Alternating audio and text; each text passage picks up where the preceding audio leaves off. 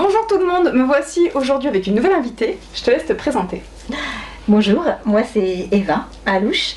Mon parcours c'est j'ai travaillé dans la prévention des violences sexistes et sexuelles dans une association féministe sur le Val d'Oise.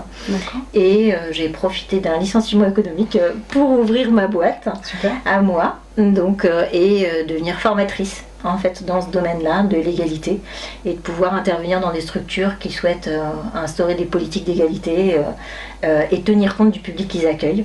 Donc j'accompagne les équipes dans la réflexion, la déconstruction des stéréotypes et aussi repenser le genre pour sortir des rapports de domination et faire en sorte d'être une structure inclusive, mais de penser aussi pour les personnes et les équipes qui y travaillent, que ce soit un espace sécure et égalitaire aussi pour elles. D'accord. Voilà. Ok. Est-ce que tu interviens pour toutes les tranches d'âge de public et du coup de professionnels, parce que les professionnels sont déjà adultes, mais est-ce que ça balaye tous les champs? Pour l'instant, oui, c'est ça l'objectif, faire en sorte de former les professionnels qui accueillent du public, potentiellement du public jeune, parce que c'est aussi là qu'il y a énormément de choses à déconstruire, et de faire en sorte que les professionnels soient outillés pour travailler ces représentations, parce qu'ils auront eux-mêmes et elles auront elles-mêmes déconstruit aussi des stéréotypes intégrés de par notre société, et qu'elles remettront en question, ces personnes-là, leur travail, leur approche, leur posture.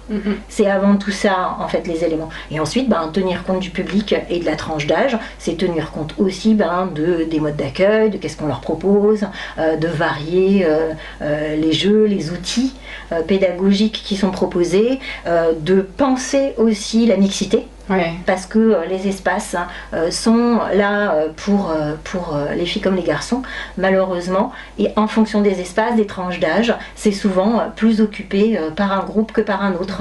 Et donc la mixité, elle peut être aussi une mixité sociale, il y a plein de questionnements en tout cas, à se poser et à repenser. C'est un gros travail de déconstruire parce qu'on nous a formaté quand même, on a un vrai moule et du coup ça nous demande, en tout cas moi je fais cet exercice depuis quelques années, c'est vraiment pas simple de déconstruire, de venir remettre en question des croyances qui sont très fortes et qu'on pense n'étant pas des croyances, comme étant des choses fortes comme un homme est monotâche, une femme multitâche.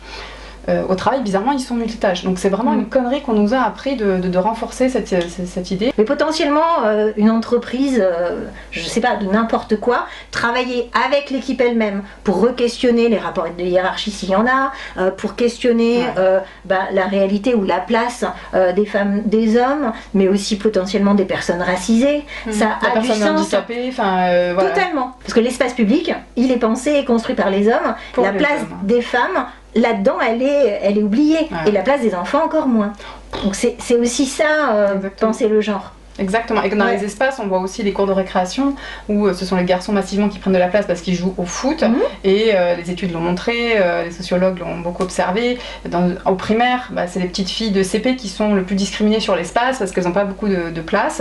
Par contre les CM2 garçons, alors c'est maître du monde quoi. Et donc ça c'est vraiment encore des injustices, des inégalités qui perdurent parce que ce ballon est masculin et l'espace est masculin. D'ailleurs on le voit en tant qu'éducatrice de rue, les hommes sont dans la rue, les femmes traversent la rue, les skateboards, les skateparks sont utilisés par les garçons et quand on fait des créneaux spécialement féminins, bizarrement, les filles sont là, elles sont intéressées aussi à faire ces exercices-là, à faire ces sports.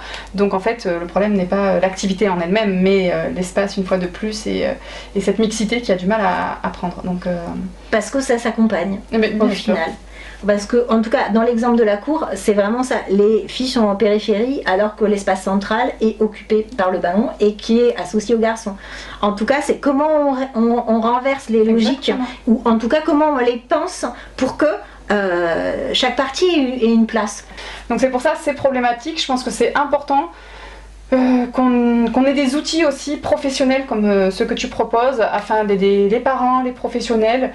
Parce que l'enjeu est de taille, que les femmes existent, se sentent à l'aise partout, que les filles grandissent avec toute leur créativité, leur spontanéité, sans se sentir toutes minuscules à côté des garçons. Oui, mais il y a aussi des choses à déconstruire pour les garçons. Ah bah bien sûr. Faire en sorte qu'ils aient aussi des libertés qu'on leur interdit. Voilà.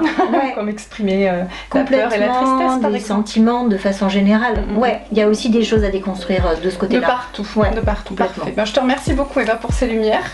Merci à vous de nous avoir écoutés. On vous dit à très vite. Au revoir. Au revoir.